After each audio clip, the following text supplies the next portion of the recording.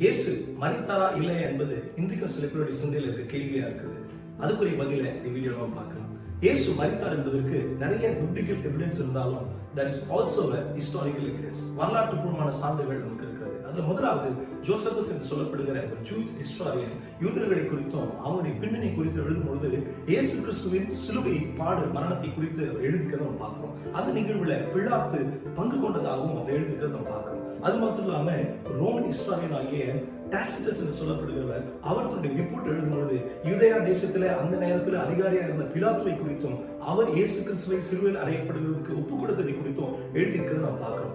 ஒரு யூதர் அதை பத்தி எழுதியிருக்கிறாங்க, ஒரு ரோமரும் அதை பத்தி எழுதியிருக்கிறத நம்ம பார்க்கிறோம். அது மட்டும் இல்லாம அந்த நாட்களில இயேசு கிறிஸ்து வாழ்ந்ததை குறித்தும் மனிததை குறித்தும் எந்த விதமான கிரிட்டிக்ஸ் எழுதின மாதிரி இல்லை என்று சொல்லி நாம் பார்க்கிறோம். இந்த 3 விதமான சான்றுகள் நமக்கு இயேசு கிறிஸ்து வரலாற்று பூர்வமாக இந்த பூமியில வாழ்ந்து மரித்தார் என்பதற்கு மிகச்சிறந்த சான்றுகளா இருக்குங்க.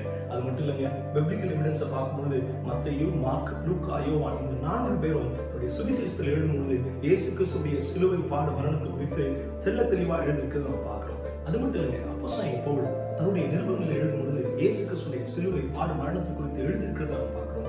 1 கொரிந்தியர் அவர் எழுதும்போது சொல்றாரு, நாங்களும் சிலுவையில் அறையப்பட்ட கிறிஸ்துவை பிரசங்கிக்கிறோம்.